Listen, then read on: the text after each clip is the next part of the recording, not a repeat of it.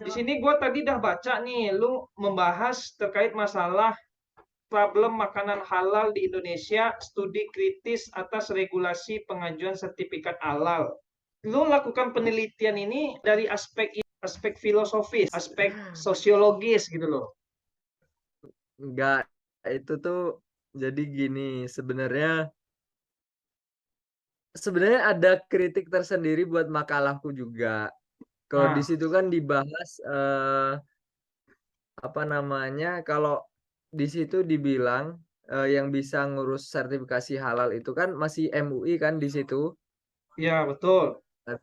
Nah, nah, MUI. padahal sekarang itu yang ngurus sertifikasi halal atau mencantumkan label halal di makanan atau produk itu nggak MUI lagi. MUI itu cuma sebatas memberikan sertifikasi halal.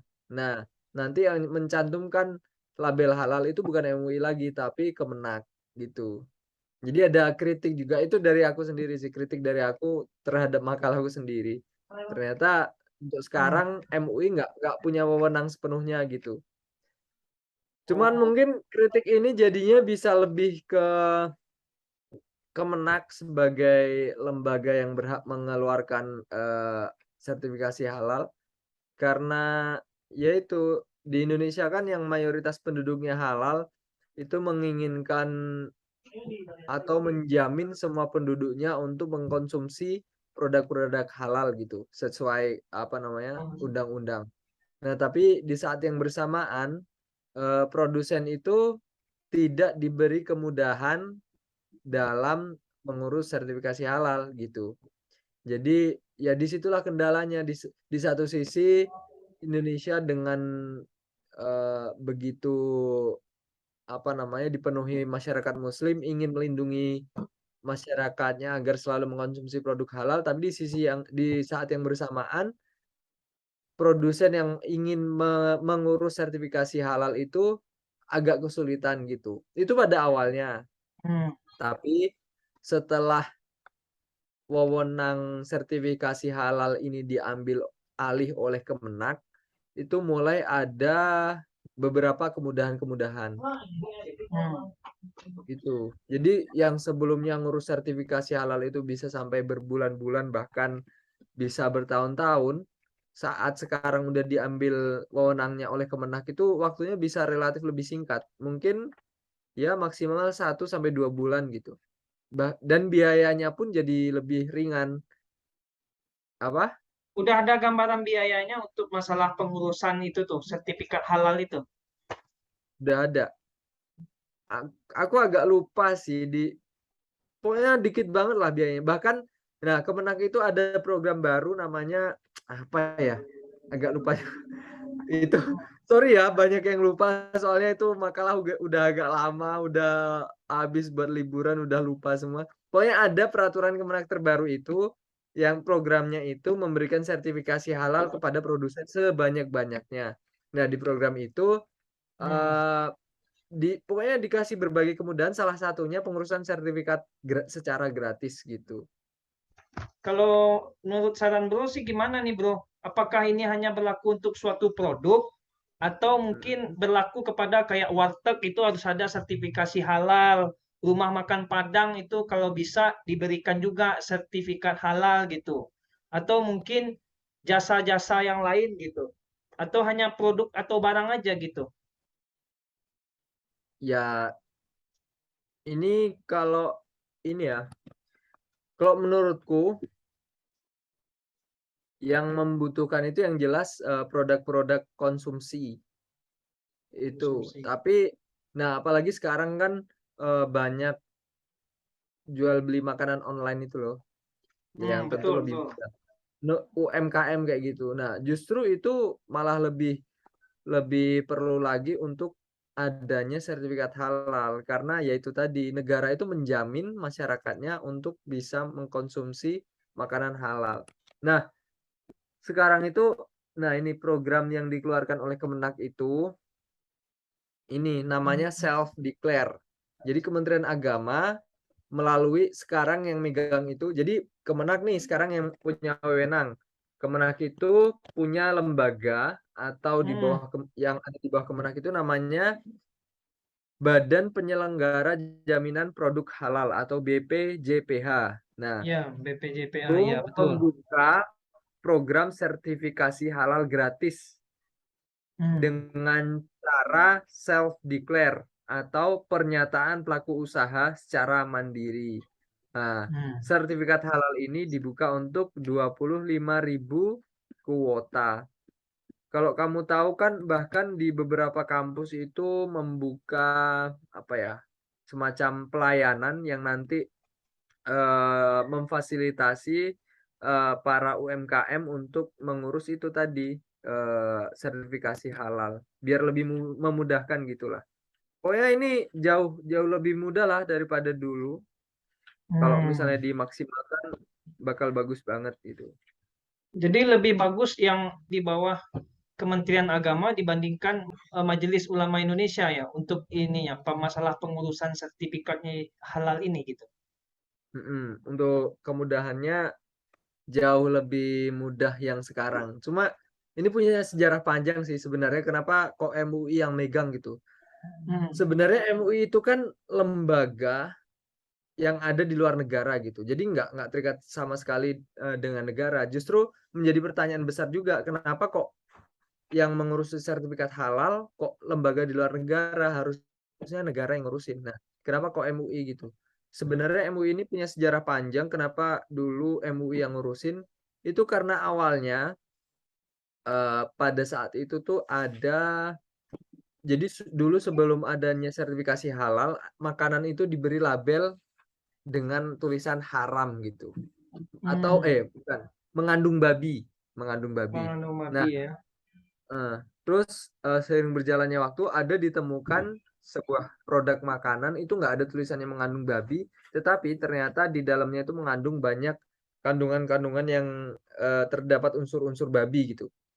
Nah, saat itu kan terjadi kericuhan ya.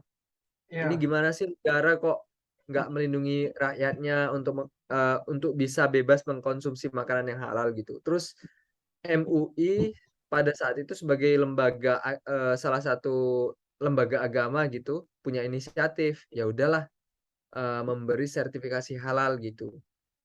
Nah, sejak saat itu kalau nggak salah tahun 88 Hmm. atau 92 gitu, agak lupa juga, akhirnya MUI yang berwenang memberikan sertifikat halal sampai dikeluarkan, undang-undang pada tahun 2002 kalau nggak salah juga. Itu MUI adalah lembaga yang berhak mengeluarkan sertifikat halal. Nah, itu berjalan terus sampai kemarin itu puncaknya tahun 2014 kalau nggak salah itu dikeluarkan peraturan baru ya- yang MUI tidak lagi berwenang mengeluarkan sertifikat halal, tapi yang berwenang adalah Kemenak gitu. Makanya kemarin sempat ribut juga kan Iya betul. masalah apa namanya label halalnya itu gambar-gambarnya, logonya. Ketika itu sudah dipermudah, masyarakat Mm-mm, kan harus aktif gitu ya. Misalkan warteg lah gitu kan, harusnya mm. lebih aktif, bukannya negara yang aktif untuk melakukan sidak gitu ya. Masyarakat yang diminta harus aktif untuk mendaftarkan yang sertifikasi halal ini ke kementerian gitu. Eh, ini sih ya harusnya dua-duanya ya. Kalau aku baca salah satu jurnal itu sebenarnya dari pihak konsumen sendiri, mereka lebih nyaman kalau mengkonsumsi satu produk yang memiliki sertifikat halal. Tetapi ternyata nggak semua ini, Bro. Nggak semua produsen itu berhak mengurus sertifikasi halal karena ada kriteria tertentu bagi Oh, produsen yang ingin mengurus tadi. Misalnya, nih yang pertama produk tidak berisiko atau menggunakan bahan yang sudah dipastikan kehalalannya. Proses produksi dipastikan halalnya dan sederhana, memiliki hasil penjualan tahunan atau omset maksimal 500 juta.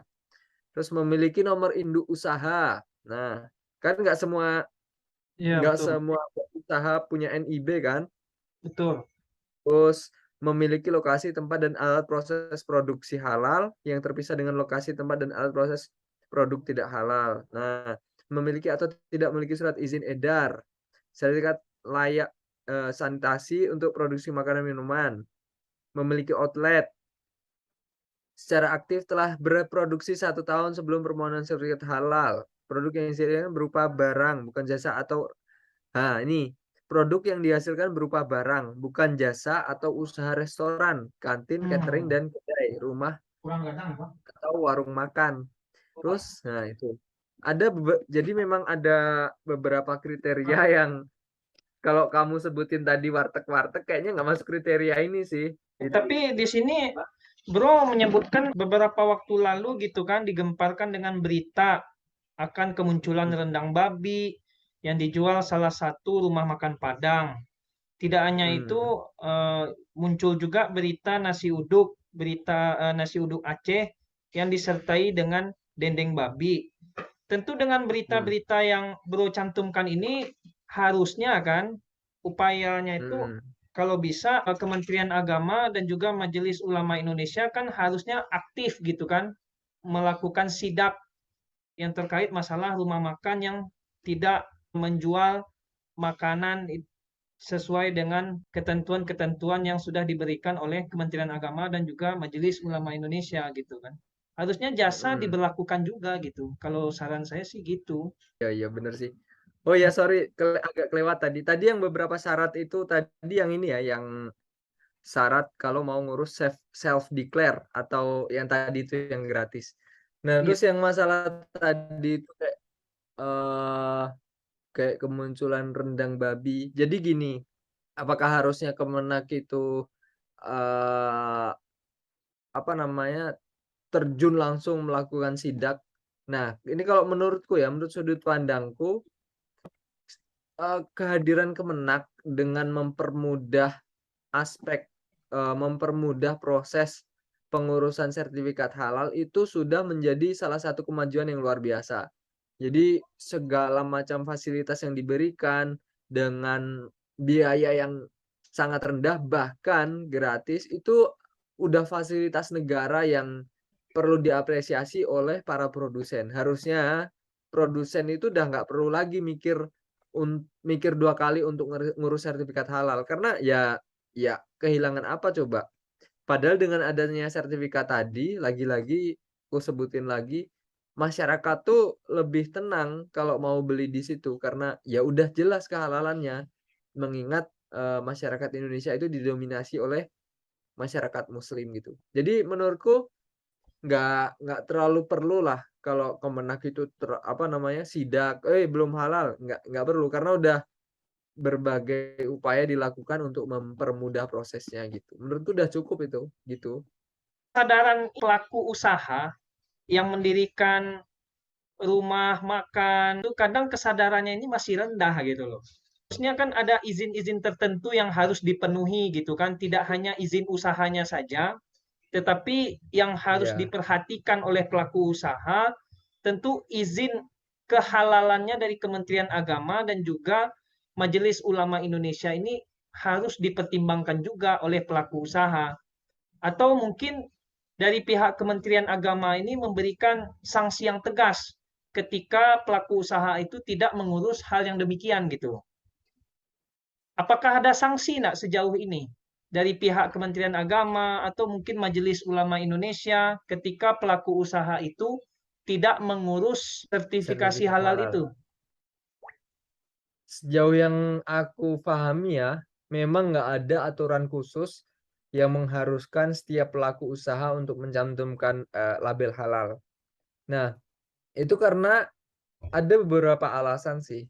Yang pertama itu karena memang sifat fatwa fatwa itu tidak mengikat. Gitu. Jadi, fatwa itu ya memang nggak mengikat, yang mau ngelakuin ya monggo, yang tidak melakukan ya silahkan gitu. Itu yang pertama. Terus, yang kedua, ya karena memang nggak ada undang-undangnya, jadi ya Kemenak nggak bisa ngelakuin apa-apa. Kalau misalnya ada yang nggak mencantumkan label halal ya nggak bisa hukum apa-apa, termasuk di situ MUI. Jadi gitu sih. Memang apa ya, dan kayaknya kalau dibikin peraturan menurutku malah ribet sih, agak ribet, menurutku ya. Karena ya kembali ke kesadaran masing-masing dan harusnya pelaku usaha kalau pengen lebih lebih maju lagi ya nggak ngurus aja lah, nggak repot kok, nggak repot dan nggak nggak ngeluarin banyak biaya gitu ya. Masa iya nggak wajib gitu loh. Kalau di sini gue udah baca nih aturan yang dari undang-undang yang lu kutip. Undang-Undang Nomor 33 Tahun 2014 kan tentang jaminan produk halal. Di situ dijelaskan di dalam Heeh, pasal 4, heeh, Bro. Pasal 4 Undang-Undang Jaminan heeh, Produk Halal. Di situ dikatakan mhm. produk yang masuk, beredar, dan diperdagangkan di wilayah Indonesia wajib bersertifikat halal. Tapi kewajiban tersebut dikecualikan bagi produk yang mengandung bahan yang tidak halal atau diharamkan gitu. Jadi ada Nah, memang betul yang disampaikan Bro tadi kan, ada mungkin orang Kristen ketika dia menjual babi atau menjual makanan-makanan babi itu diperbolehkan tidak mengurus yang namanya sertifikasi halal. Tetapi kalau misalnya orang itu beragama Islam, Muslim, lalu dia menjual babi atau mungkin rendang babi, apakah diperbolehkan gitu? Dia menjual daging babi gitu kan, dia Muslim gitu loh. balik lagi tadi ya, yang aku maksud nggak perlu itu kalau ini ya, kan apa namanya, kita kan tadi lagi bahas, kayak warung-warung kecil gitu kan. Iya Nah, betul. yang menurutku nggak perlu itu yang kayak warung-warung kecil gitu, karena repot, yang dijual pun ya sekedar situ aja gitu. Cuman kalau yang di undang-undang tadi, kan secara spesifik dijelasin produk yang maksudnya beredar kalau sepemahamanku itu yang beredar lebih luas gitu. Maksudnya ya yang produksinya udah jauh lebih besar. Itu memang perlu Hmm. banget, karena memang peredarannya jauh lebih luas. Tapi kalau cuma kayak warteg-warteg, pokoknya warung-warung di sekitar kampus misalnya, ya nggak perlu menurutku ya. Kan ini udah resah bro dari berita yang tadi ada nasi Padang daging rendang babi, nasi uduk Aceh babi gitu kan. Ini kan Mhm, menjadi kekhawatiran juga bagi umat Muslim gitu kan yang makan di ya, sana gitu. ya. Setauku ya, kalau aku baca beritanya itu, sebenarnya sih ini sebenarnya gini, ada masalah di situ, ternyata warung pas digerebek itu Hmm. udah tutup sebenarnya, pertama itu. Yang Hmm. kedua, di situ sebenarnya dia udah menjelaskan kalau daging yang terkandung di situ adalah daging babi, gitu, Hmm. gitu sih. Jadi apa ya, ya jelas kalau dia mau mencantumkan label halal ya jelas nggak bisa Ya banget. betul betul. Tapi terus apakah warung-warung kayak gitu membutuhkan, tadi label halal? Ya kalau misalnya memang, apa namanya, jangkauannya udah, besar, usahanya udah besar, ya sangat perlu karena memang di situ kepercayaan masyarakat itu istilahnya digantungkan di situ. Apakah ini halal apa enggak. Nah, kalau misalnya nggak ada nanti kepercayaan masyarakat jadi agak berkurang. Tapi kalau cuma warung-warung kecil, misalnya kayak warteg yang jangkauannya nggak terlalu luas, ya lagi-lagi kayaknya nggak terlalu inilah, nggak terlalu urgent gitu. Yang penting apalagi ya di muslim sendiri itu kan, ada sesuatu yang memang kita di luar kendali kita gitu. Misalnya kita lagi ke luar negeri, terus, di situ perkampungan yang relatif, eee, misalnya di luar negeri yang muslim itu minoritas gitu. Nah, kita kan nggak bisa sepenuhnya akan memakan produk yang 100% halal gitu. Nah, itu Hmm. ada rukhsah bagi muslim. Misalnya dengan melihat namanya aja, namanya misalnya, eee, Ar-Risalah atau Ar-Rahman, rumah makan Ar-Rahman yang udah berbau-bau Islam. Itu sebagai upaya upaya, "Oh, ini lebih mending nih," ya udah pilih kayak gitu. Jadi nggak terlalu berbelit dengan harus diteliti gitu, enggak.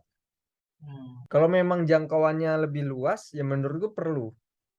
Pertama Oh, sebagai bentuk ketaatan kepada negara, kedua juga sebagai ya justru itu menguntungkan usahamu. ya.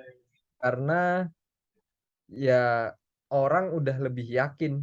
Ini ada risetnya, kalau orang itu lebih yakin kalau misalnya ada 2 produk yang sama, yang satu mengandung label halal, yang satu enggak. Orang tuh orang Indonesia ya, bakal lebih percaya sama produk yang punya label halal. Jadi ya sebagai pemasak kalau marketing ya pasti memilih yang lebih menguntungkan gitu.